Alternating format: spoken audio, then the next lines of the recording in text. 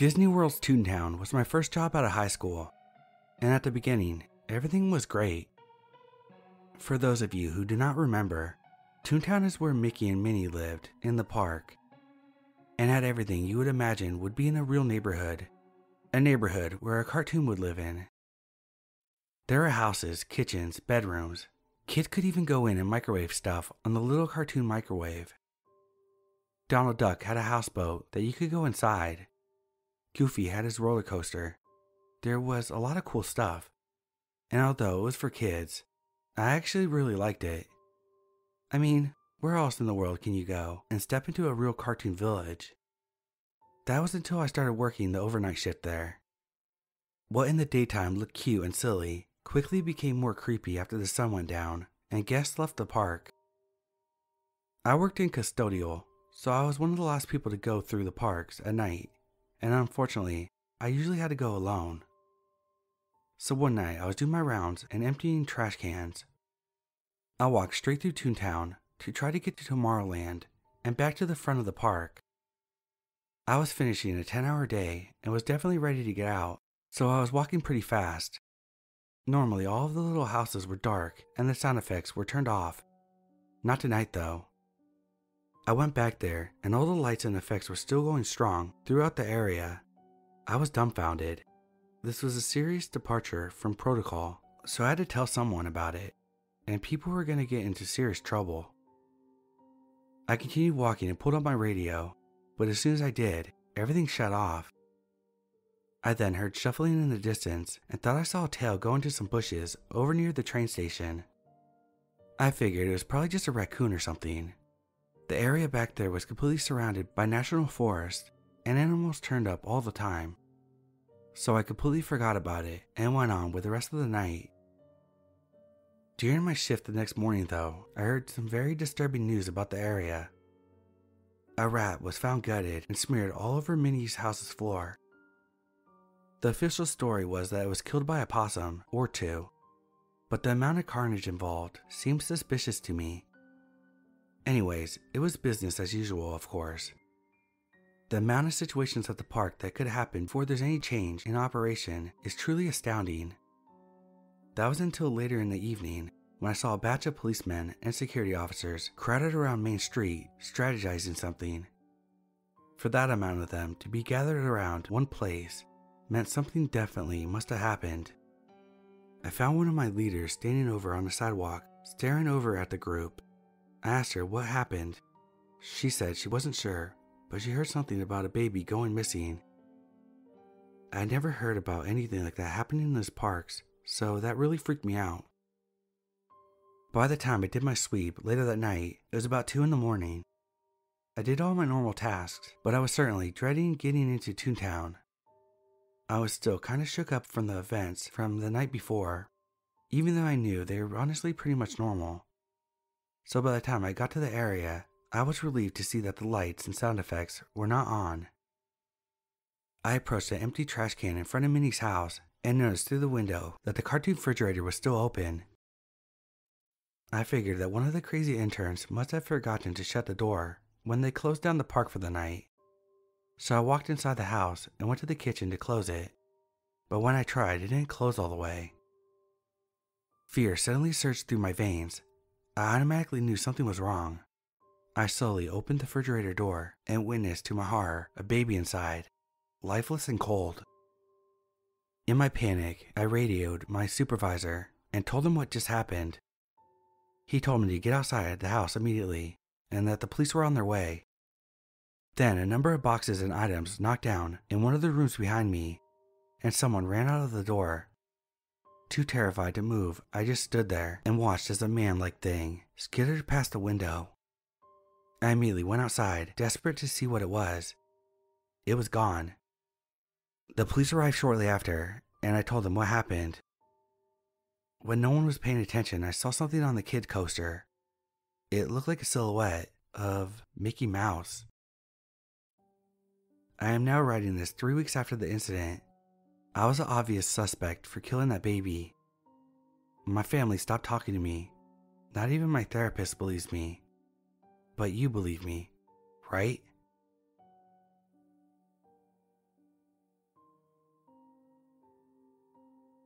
I worked security at Disney World, the happiest place on earth. Typically, I wouldn't say where I work, as obviously there's pretty strict rules about things employees can put online, but I just don't think I could tell this properly without that context, and honestly, I think this may be it for me anyway with this job. I just can't see myself working here any longer now. I had been with this company for 23 years. The first 20 years, I worked in the parks, nabbing shoplifters and rounding up people who were drinking too much for the heat. Occasionally, there'll be a fight to break up, but people usually kept it pretty mild. The heat and walking was getting too much for me the last few years, so I asked to be transferred somewhere with AC, and the company moved me to one of their resorts. While the working conditions were 110% better as far as the climate and comfort go, the guest issues were trickier, mainly domestic. I guess the expense and stress of vacation got to a lot of people, and I'd be called by neighboring rooms because some mom and dad were yelling at each other. I tried to suggest they take a nap or go do separate activities for a bit, and that would usually calm them down. But none of that is what I'm here for. I've got to get this out while I still have time. 3 days ago, I got a call from management. Apparently, a couple days before that, housekeeping had went into a room that should have been turned over that day. Turned over is when a guest leaves by about 11 a.m. and the next guest checks in about 3 p.m. All the guest items were still in the room. Housekeeping made a note of it and moved on. But during the next 2 days, when they entered the room, everything was still there and untouched. I went to go check it out, and sure enough, there was an empty room full of luggage, clothes, snacks, some toys, everything a family would need for vacation. The manager had already looked up the previous reservation, and it was for a family. Dad, mom, 2 little kids. I tried to call their phone numbers they had given, but all I got was voicemail. We were a bit stumped, so I made the call that housekeeping should clear the room and take the family's personal items to be held until we got in contact with someone. I went digging into the reservation more. The family had arrived 5 days before housekeeping discovered all their stuff. I found that the family had paid a parking fee and their vehicle description was listed. A quick walk in the parking lot and I had easily located their vehicle. So that ruled out a car accident or deciding to just leave all their stuff behind. Next, I saw that they had bought a dining plan. This is where guests prepay for all their food. They were given a certain number of credits to use for meals. This family had only used 3 credits, and the last one was 2 days after they checked in. It appeared that the day they arrived, they got here late and probably just stayed on the resort. The next day, they used 2 credits at Epcot. The second park day, they had just used 1 credit at Magic Kingdom, and it was at breakfast time. Now at Disney, we have something called Magic Bands. Magic Bands are worn by guests and act like a room key, parking ticket, credit card, dining reservation payment, fast pass, and more. It took some work, but I was finally able to look up the family's fast pass history. The day that they went to Magic Kingdom, they had breakfast at a restaurant in the park, rode a couple rides, and then rode their last ride. It's a Small World, around 11 a.m. Then nothing. Finally, it was time for me to bring someone else on this. I called an old co-worker at Magic Kingdom and asked him if he could pull security footage for It's a Small World at the time they wrote it, and I made my way over there. When I got there, my friend was very confused, almost distraught looking. He showed me what he found. There's usually a camera in the direction of where the rides load and unload.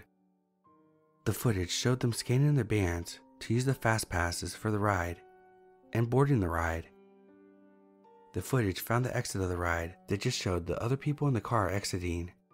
They weren't there. Of course, we thought the worst. Maybe one of the kids had fallen out, and the mom and dad and the other kid got off in the middle of the ride to help, and they all got injured or killed or stuck in the machinery somewhere. So we shut down the ride, middle of the damn day, turned off the music, and turned up the lights. Me and my buddy walked around the ride 3 times before we called in help. Eventually, there were close to 10 cast members searching, and we didn't find shit except for 3 cell phones and a hat. I was stumped. I've kept digging for the past couple days, and I'm not sure who to tell what I found next to. I've called the police, and I suppose they're on their way, but the company has a way of covering up things like this, and I decided I can't live with myself if I didn't put up some type of warning. I kept digging into the reservation over the last couple days, and today I noticed they had purchased a memory maker. There are photographers all over the parks and cameras in a lot of the rides, and with Memory Maker, the photos are all free. They are automatically added to the guest Disney account when the system knows their picture had been taken, and the system always knows. Everyone's whereabouts are always known with the magic bands. Well, I opened up the Memory Maker photo album, and I swear, there's 732 pictures. The first 30 or so were pretty normal. Epcot, a few rides, in front of the castle, but the rest are all in It's a Small World. The rides only take 1 picture per go-around, so it appears as though this family has ridden this ride over 700 times.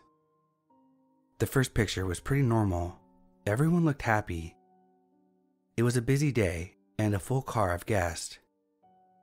The next one is rough to look at. The car is empty except for this little family, and they look so darn confused. The next 10 or 15, I can see the dad getting angry, yelling. Mom is holding on to those kids like her life depends on it, and you can see that the kids are getting increasingly upset, crying. As it goes on and on, about 50 or so, it looks like they're trying to get out. In one, the dad is missing. In another, they're all gone. Maybe like they tried to bail early in the ride and tried to walk out. But the very next one, they're right back in that damn car. After about 450 or so, I only see the mom and the kids. It's just when I look closely I can see the dad, maybe just his body now, slumped down in one of the other seats. Since about 675, there's just the mom and 1 kid, another body in another seat. The mom and the kid aren't moving anymore. I think those 2 are still alive, just damn near catatonic, looking straight ahead, pale. And y'all, I swear on my fucking life, the dolls are moving or something. In some of these pictures, I can tell that they aren't where they're supposed to be.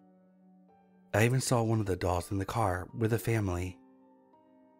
I can't look anymore, or I'm gonna lose my lunch. I closed the album.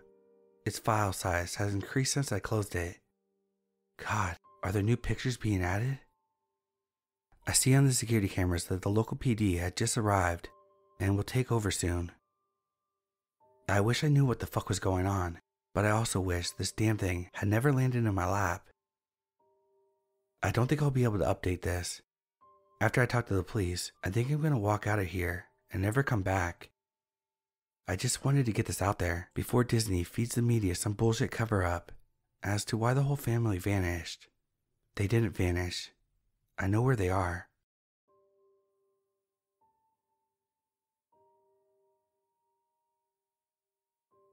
So, I visited Disney constantly when I was younger. The vibrance of the park, the fresh smell of cookies and bread, and of course, the castle that everyone loves. I loved all the attractions, the snacks, and the characters. Of course, those things were meant to distract you from the deep dark secrets below ground, the halls for the garbage, and the endless amount of sick. I can go on, but there's one vivid fact that lingers with me since I left that hell on earth. No one dies at Disney. I had applied to work in the Orlando park when I finished my bachelor's, and I got lucky out of a few dozen. Sure, it was a janitorial job, but nothing gave me more of a thrill than working at the same park that basically housed my childhood. And I was given decent pay, some benefits, and I was given a shift from noon to midnight, perfect to smell the cookies in the day and enjoy the fireworks at night. I worked with 2 people that wore suits, and they were some of the greatest people I knew at the park. Jim, who was tall, yet lanky enough to wear the goofy costume, and Damien, who had the talent to voice Donald perfectly, thus had the job of working the suits. They were amazing to work with, and I loved their roles. Of course, they were a little older than I was, so they knew more of the park than I did. When I was just starting working there, Damien was given the task of showing me around the underground. "Oh yeah, bud, you'll love working here. Of course, you'll be down here most of the time, but you'll get used to it." Damien was the giddy one with lots of energy, so I had to keep up and pay attention simultaneously. He showed me the security room, the suit room, the medical room, and the garbage disposal machine, where we had to wear masks to dispel the smell. At the end of our tour, we passed a door that seemed a bit off. There were many locks on it, and what seemed like padding surrounding the door frame. I asked what the door's purpose was, and Damien stopped. His normal cheerfully boisterous demeanor shattered. He spoke with fear and resentment. "Don't enter that door. Don't ask, don't wonder, don't attempt. Let's keep going." I was kind of scared after that, but I followed his orders. I enjoyed the work I was given despite the area, and tolerated it for a while. The annual fireworks for 4th of July was happening later during that shift, and I helped Damien and Jim into their new suits. The suits were different than the others, since they were made with dry fur and had plastic gloves and eyes. Jim didn't like his suit very much, but had to wear it since it came with a raise, and Damien didn't care. They were just going to stand on a raised platform and wave, so it didn't really matter what suits they wore. I was a bit concerned for them, but they reassured me that it was going to be fine. I wish I convinced them to think otherwise. Later on, the fireworks were lighting up the starry night into a blaze of glory. The kids and parents alike enjoyed the view with their pals Donald and Goofy waving above. I was cleaning the underground during this time. Then something happened. Disney paramedics rushed through carrying 2 horribly burned suits that were crying and screaming in agony. I rushed behind and went into the medical room after. The new Donald and Goofy suits, which were still being worn by Damien and Jim, were present. Jim had lost both legs, half of his right arm, and had firework shards on his chest, while Damien's suit's beak was torn straight into his jaw, which was also torn off. He was missing both of his arms, and the suit's legs were charred onto his. The fireworks had lost their stand during their takeoff and shot a big bomb near them, launching them into flammable shrubbery. The sight of that made me sick and I nearly passed out. The boss came through and assured me that it would be okay, but I knew they were going to die. I ran through the underground into the bathroom, threw up and cried for my friends. Later on, their names were erased from the work schedule and their work folders were burned. The bosses and coworkers never mentioned their names again, and I heard the door that was padded was opened and shut. I tolerated this job for the rest of the year, cleaning near their workstations occasionally and letting a tear drop. Every time I cleaned around that door, I sometimes hear a knock or a whisper saying, "Buddy," something Damien used to say to me. I shuddered every time I would hear it. I went to the boss to collect my last paycheck, and I mentioned Damien's name. "Who?" "Damien, the Donald that died in the summer." Then he said something to me that took all the magic out of the park. "Don't be ridiculous. No one dies at Disney." I left with fear in my mind and a gut-wrenching feeling. Whatever was behind that door, it was not special or important enough for them to care.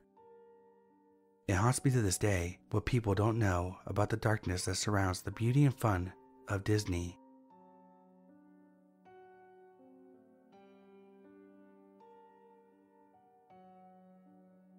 Let me first get this out of the way. I love Disneyland. I always have. The Haunted Mansion, Pirates of the Caribbean, Space Mountain. Call me a goofball if you want. I love them all. As long as I can remember, there was always a certain rush of magical excitement whenever I talked about it. The smell of the train's axle grease mixed with fresh popcorn, as you take your first step down the main street. Your first glimpse of Sleeping Beauty's castle sitting bright and vibrant against the Southern California sun. The wonderful dilemma of having to choose between the Matterhorn or Mr. Todd's Wild Ride. All of this comes with one caveat: the crowds. But with such great adventure about to happen, who cares? We're all there for the same reason. Well, maybe not everyone.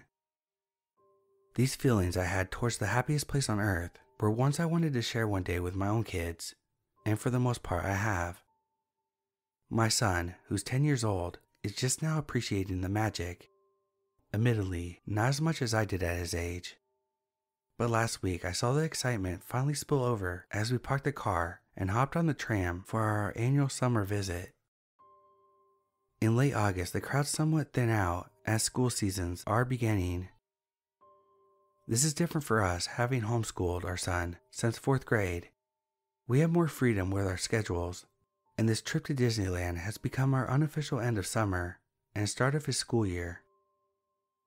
We all have our favorite rides. My wife and I, the Haunted Mansion, of course.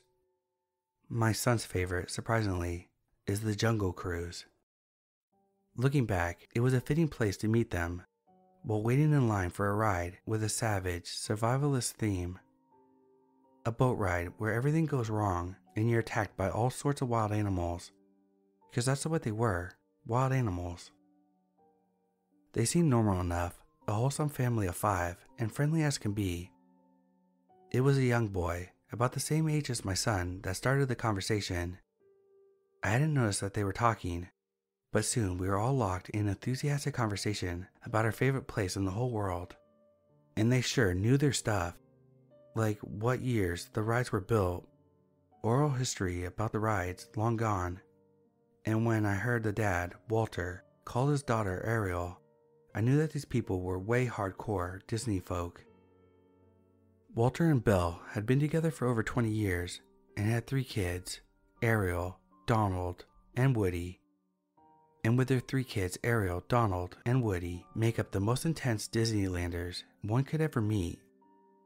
Everything about them was branded by Disney in some way or another, from their matching mouse ear t-shirts or their branded lanyards filled with collectible pins from down to Ariel's pink Minnie Mouse sneakers.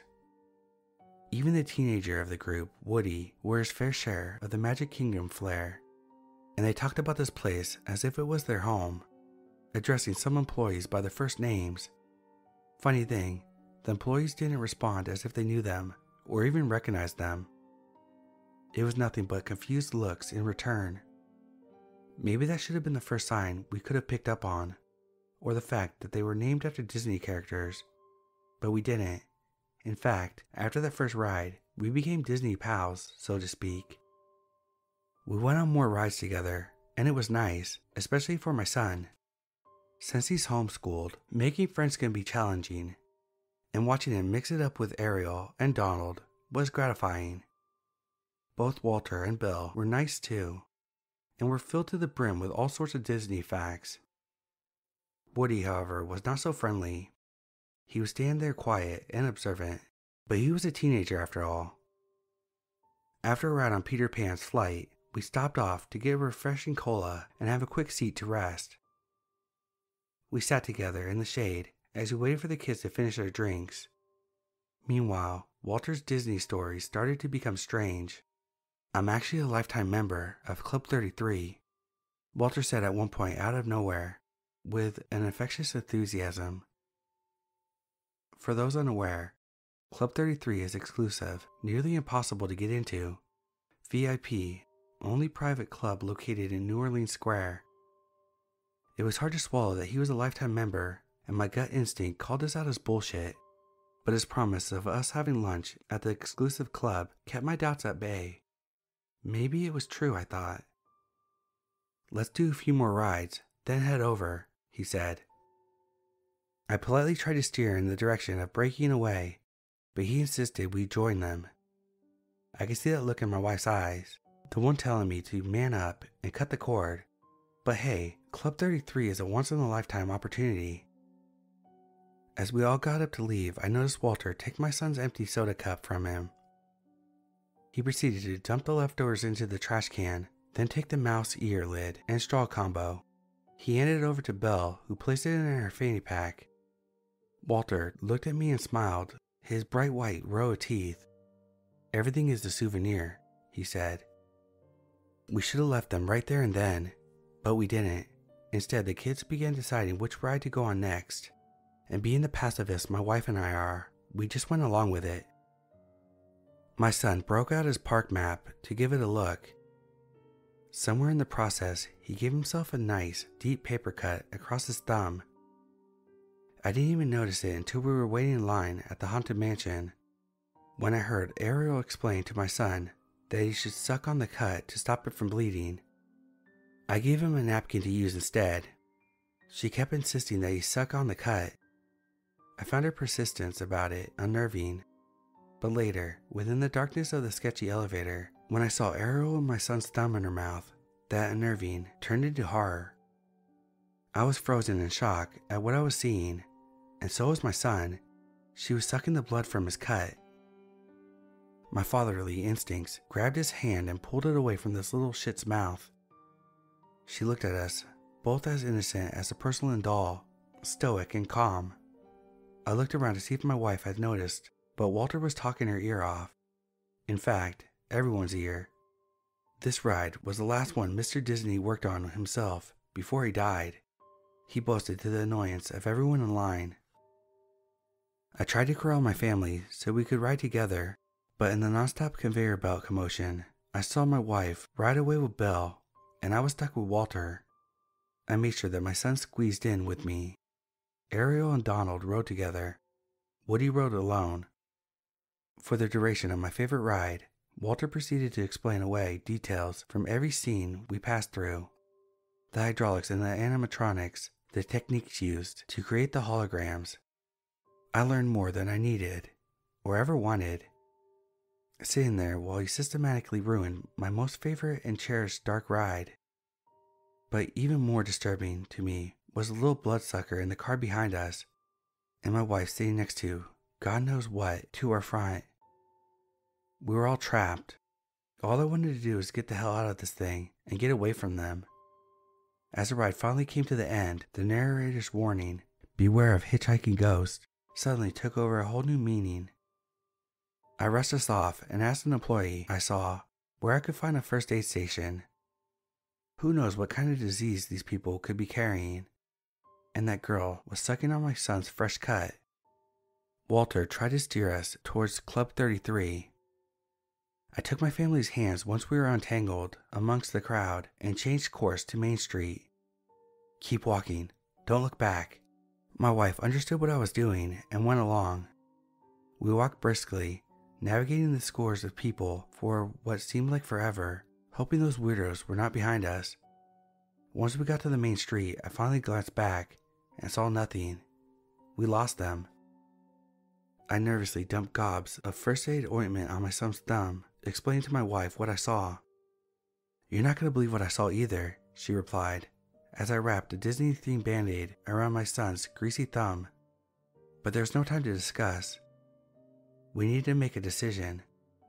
We ultimately decided that instead of leaving the park altogether, to head over to the sister property, California Adventure. We did pay for the Park Hopper Pass, and those damn things aren't cheap. Why let some freaks ruin our last day of summer? Fuck them. Plus, we were still hungry. Once at California Adventure, we sat down in the corner of the most out-of-the-way eatery we could find and started to relax as our food digested. I told my wife about the paper cut sucking incident, and she told me what she had seen. It was just as disturbing. While in the Haunted Mansion, she got a glimpse inside Bella's fanny pack, where she saw a clear plastic bag with stuff in it. "What kind of stuff?" I asked. "Used tissues, gobs of matted hair, as if pulled from a hairbrush, flattened out Disney soda cups, remnants of someone's leftover fast food from the park, and what looked like, to my wife, a used, dry, and blood-crusted tampon, and to top it off, our son's mouse ear soda lid straw combo that Walter had taken earlier. We sat there stunned, almost paralyzed to even move. The only thought that came to my mind was, What the fuck? Look, there's Woody. My son stood up, pointing at him. I turned to see his tall and hunched over lengthy figure pass by the crowd. He was alone. I quietly sat my son down and tried to make like a hole in the wall. My wife and I locked eyes again. We knew it was time to go home. But when we got up, they came into the eatery out of nowhere. "Where'd you guys go?" Walter belted out, with a giant smile full of teeth. They took their seats, blocking us in. I glanced over at Woody, sitting a few tables down by himself, and grinning like a madman. He was following us. "What should we ride next, friends?" There's a slight change in Walter's voice as he spoke, like he knew we were onto them. "I think we're heading home." He wasn't buying my wife's lie. Home? It's barely 2. We sat there, trapped again. Then an idea hit me. I mustered up my best polite person persona and suggested another ride, Mickey's Fun Wheel. Their kids lit up with excitement. My wife looked over at me like I had 5 eyeballs. I just played along and tried to act like I was excited. "We can get a car all to ourselves and ride together." Walter was overcome with joy. While waiting in line, my wife squeezed my hand so hard that I thought she was going to break it. But I had a plan and was nearing deployment, especially as we inched closer to the loading platform. The most important thing was to keep the family of freaks in front of us. Every time my son mingled too close to the front, I pulled him back as inconspicuous as possible, keeping us together. And it was working, except for Woody, who was lingering behind us. There was only 3 groups ahead of us, and my heart was lodged in my throat.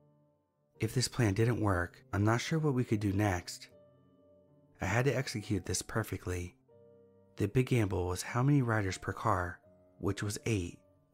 Perfect. It was our turn next to board, and I had managed to get us in the perfect position. They were to our front, and therefore would be first to board, even the creep Woody. When the gondola was ready, I casually took my family's hands. Game time. Once the freak show boarded, I pulled my wife's hand and son off the side and squeezed back through the line.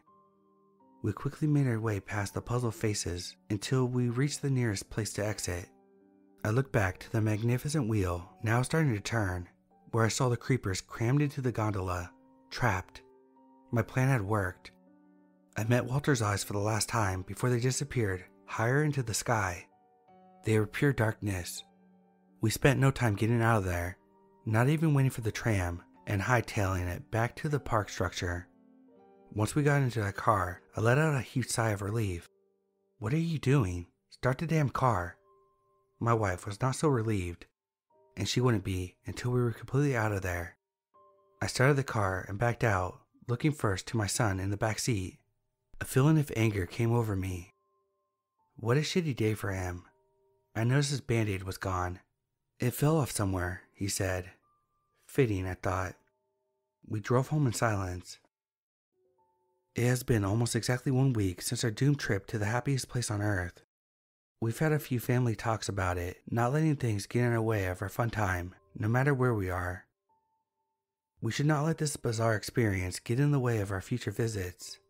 I mean, shit happens, right? I was feeling real optimistic about everything until I went to collect the mail yesterday. There's a plain, unmarked envelope mixed within the week's mail. I opened it, and inside was my son's band-aid, along with a note written on It's a Small World stationery. It read, "Everything's a souvenir.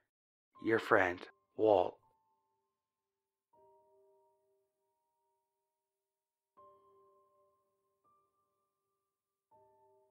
About 2 months ago, I got a job for the Disney store in one of their warehouses. So far, it's been alright. My team mainly operates the postal deliveries, putting all the stuff you order into boxes before handing them over to the courier. My department has a particular tradition. See, there's a joke that our manager is so incompetent that instead we report to these stuffed toys that we keep in the break room, which comprise of the 3 caballeros, Donald, Jose, and Panchetto. Each of them are about 20 inches tall. and they have their own cardboard desks and everything. We talk to them like they're real people. We get them involved in the annual Christmas party. We also get comment cards and reports from them as well. Donald was the one to point out any infractions I've committed. I've got quite a few from Pachetto that were entirely in Spanish, and one from Jose asking me to play Simba music in the break room as well. I've got written up for playing Disney heavy metal, which is a real thing, by the way. Look it up on YouTube or Spotify if you don't believe me. And most of us know it's not actually the dolls, but we play along in order to mess with each other. Hell, I thought I was being hazed for being the new guy when I reported for my first day at work, but everyone just kept doing it. Anyway, there was an incident a fortnight ago where a senior manager from the parent company came over from the US to do a checkup on the warehouse. It had to do with taxes mainly, but when they got to the break room, they asked us about the 3 caballeros. I was the one to explain the running joke, even showing them all the notices I've gotten from the stuffed toys. That's all really cute and all, he remarked, but I know all the products we sell, and we've never made a Jose or Pachetto doll. Maybe they're knockoffs, I suggested, or someone working here made them. No, it's definitely got our factory stitch work, he explained. We were both confused for a while, before my manager came in and started complaining about the dolls. It seems whoever was behind the prank had gone as far as placing orders for new supplies and signing sick days and pay slips under the toys' names. She even claimed that all the pay slips were signed before she could even do so. Wait, I remarked. You're telling me that the stuffed animals have been paying the employees? Do you know how illegal that is? I haven't been able to figure this out, and I demand to know who's doing this, she complained. And I have no idea how many times I've thrown these damn toys in the trash. With that, she kicked at the dolls' offices and sent Donald flying at the wall. She quickly made demands that the senior manager help her find out who's been stealing from them, since no one respects her. She quickly demanded to have him in her office to start working on how to start an investigation.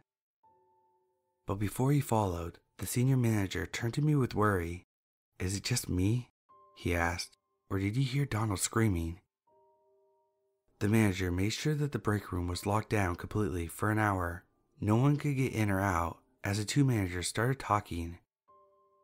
But when the break room was unlocked, the 3 caballeros' office space was back to normal with some dented cardboard. But I wasn't the only one to think that. Whenever the manager came through, they were glaring at her. Their expressions changed. I swear it. Well, before leaving for home, I go to the dolls and say, she doesn't know you're alive. She thinks someone's driving her crazy. Kind of like the ending of Toy Story meets that movie where some girl's husband makes her think she's insane. This morning, the 3 caballeros were nowhere to be seen. The American told us what had happened at the emergency meeting when we came in. He took one look at the expense books, asked around, and found out that the manager was claiming payment for employees that simply didn't exist, and he had her arrested. Well, I say arrested, but actually, she was sanctioned, put into a mental hospital for her own well-being after a nervous breakdown. Everyone assumed that someone found out and was trying to mess with her, but why not just report her to the police? When we broke for lunch, the 3 caballeros were back at their desks. We all suggested that maybe they were messing about with her like the Exorcist and all that. Anyway, I was last to go back on the line, and when I did, on a hunch I asked, what did you do to her? It's simple, Pachetto said as he turned to me. We talked to her.